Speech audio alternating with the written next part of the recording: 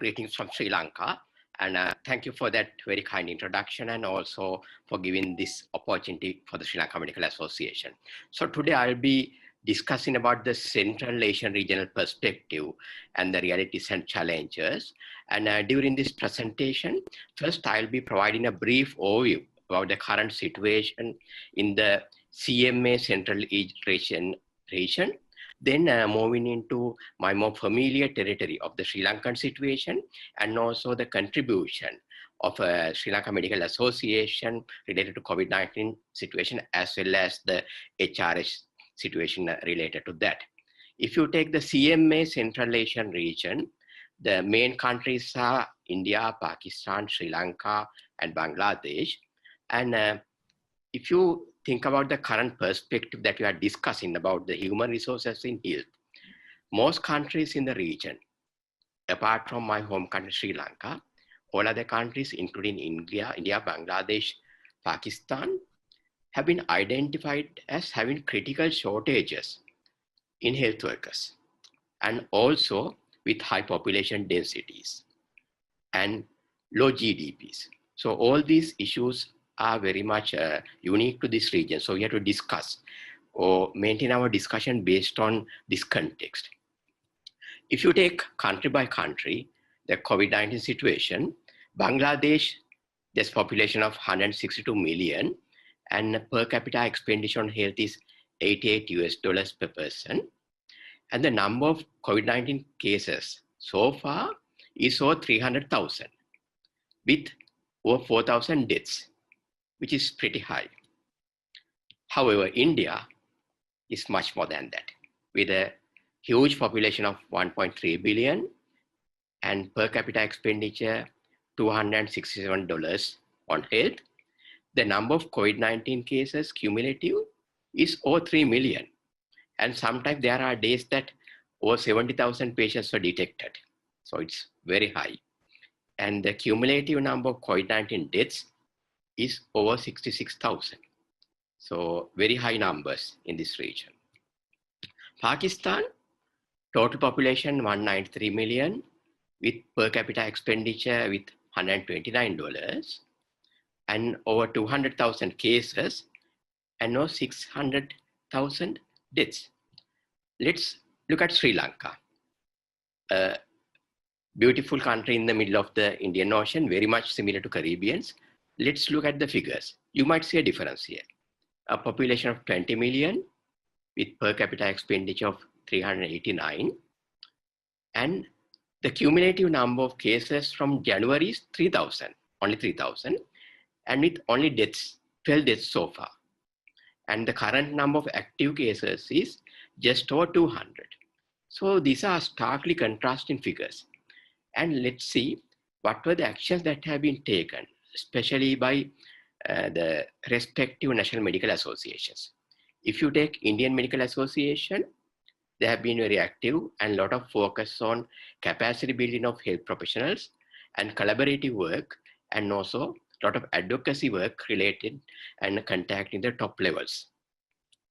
Pakistan, again, the medical association has been very active related to the capacity building of health professionals and collaborating with other medical professional organizations and other health professionals. And a lot of activities has happened with branches of association of the Pakistan Medical Association. And if you take Bangladesh Medical Association, they have expressed their serious concerns about the number of deaths among medical doctors and other health professions. If you take Sri Lanka's COVID response, there are a lot of things that has not been noticed by many other countries, however, worthwhile studying. It's characterized by early action and collaborative approaches with all the different stakeholders, including government, medical, non-medical, security, law enforcement, and there is very strong focus on public health approach. And that has been a hallmark of Sri Lankan health system with a lot of focus on public health interventions. And the Sri Lankan approach is characterized by the trace, test and treat. That is, you identify and contact tracing first, and then after contact tracing, testing. Therefore, we can avoid the time lost if we go only for testing first.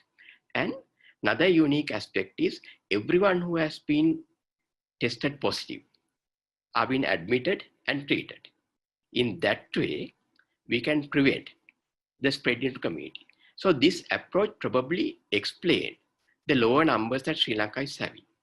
And use of technology, especially the GRS technology as well as mobile technology, to identify the contacts and very aggressive contact tracing through the primary care approach as well as through the military, and strong focus on health empowerment.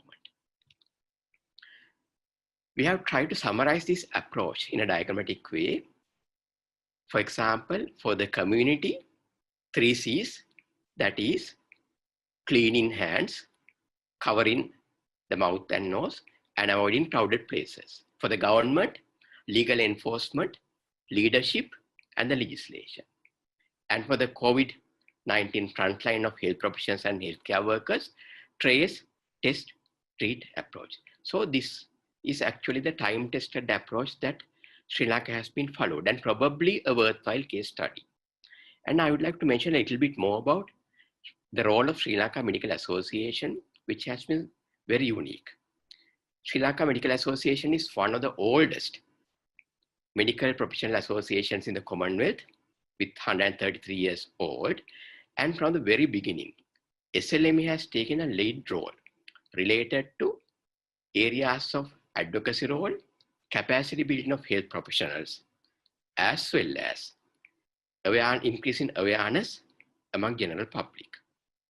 What were the approaches?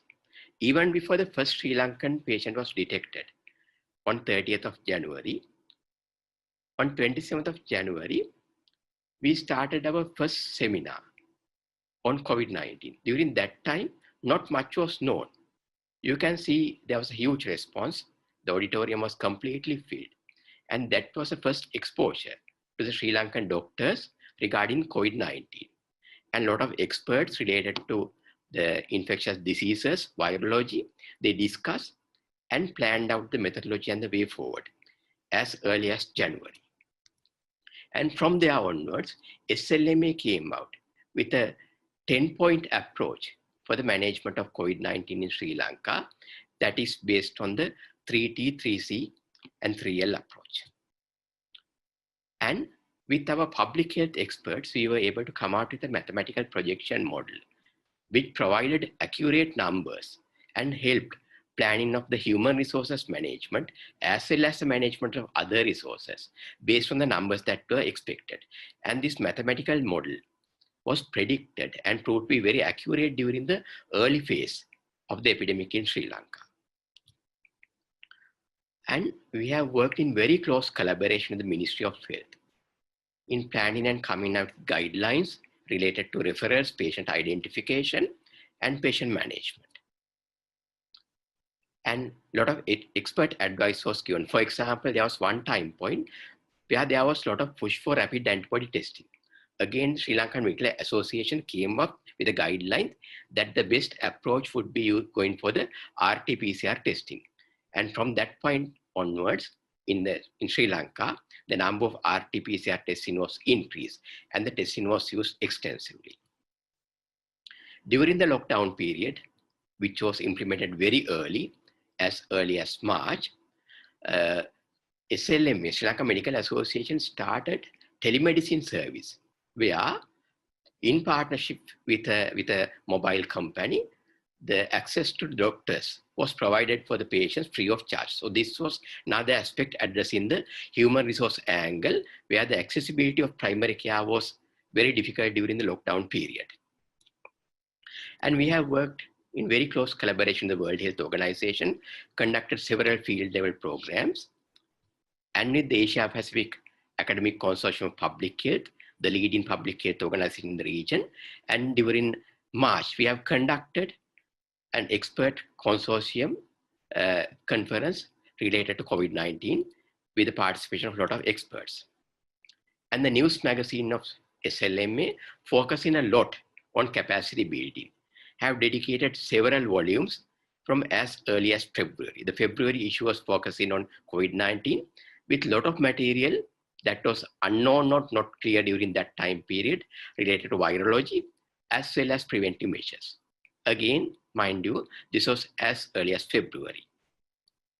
And since then, we have been focusing a lot on capacity building, not only through our news magazine, which focused on HRH capacity building as well as collaborative work and providing guidelines as well as updates. Then we have moved into online platforms with digital media because physical meetings were not possible during the lockdown time period since February. And every week we had webinars that was focusing on different aspects of management of COVID. And collaboration was the key. And our theme was the community engagement and empowerment. That is so important because when it comes to prevention, we have to empower the community. Therefore, we had a series of webinars discussing with different stakeholders from many specialties, not only medical. For example, law enforcement and maybe microbiology, infectious diseases, transport, communication, so on and so forth. And based on these webinars, we came out with a set of guidelines related to different areas: school education, medical education, hospitality industry, so on and so forth. And there were several newspaper articles discussing on these issues. For example, the future of medical education, how we can adapt to new normal. Again, very important area when you think about the development of the human resources. And all these areas, SLMA has taken a very leading and very prominent role. Our medical congress, as you know, this year, most of the international conferences are not held because of the COVID situation. But we decided to go ahead with our 133rd anniversary congress, which has been very conventional and traditional. But this time, the focus of the conference was on COVID-19 and quality enhancement of healthcare beyond COVID-19, because our idea is to move beyond COVID-19 and move into new normal. And our responsibility is capacity building of health professions. Therefore, our annual conference was focusing on COVID-19, was held as an online as well as face-to-face conference, and a lot of focus on health innovations and solutions for COVID-19 as well as capacity building. Again, very well attended with very high technical quality, and all the aspects of the traditional conference, including the inauguration, keynote, all the symposia, and the orations, they were all there. And not missing the social events that was on the online platform, which was ended as a success. So this was considered as an academic conference in the new normal. Again, very important in the context that we are discussing today, that this is about capacity building of health professions during the COVID-19 and beyond. And we have gone a long way using the electronic media, our web page focusing on capacity building with the CPD portal that is again providing a lot of information, again working in collaboration with World Health Organization and World Bank on COVID-19. And through the not only conventional CPD, but we have been using social media very extensively related to capacity building of COVID-19, using the top experts. And similarly, the Twitter as well as YouTube with several health education videos on prevention and management of COVID-19, aiming at both doctors as well as general public. And you can see there was extensive media presence because we made the maximum use and reach towards media to make sure that our message goes through. And during this time period, there was an important landmark in the country, the national elections. Initially, the government was not sure whether to go ahead with the elections, but again, the National Elections Committee, they sought the support of the Sri Lanka Medical Association, and we managed to plan an election process that is completely free of COVID infection. And Sri Lanka became the first country in the South Asia and also the second country after South Korea to conduct a well-organized COVID-free elections. So this again highlights the role of National Medical Association in working at national level.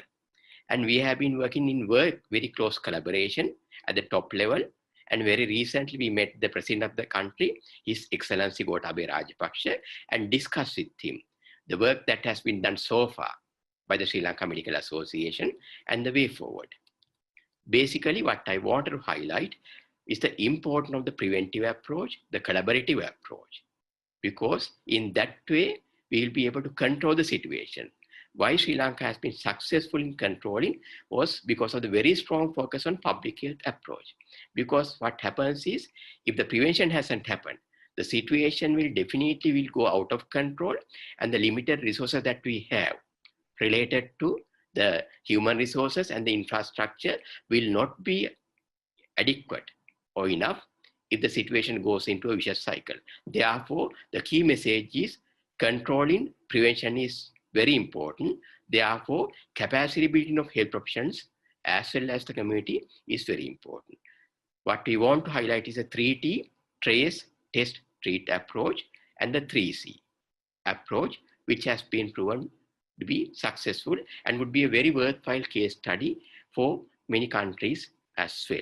Again, I would like to conclude by saying, in one hand, COVID was considered as a blessing in disguise because that has taught us the importance of public health and how successful the public health approach and the value of the new normal. Thank you very much.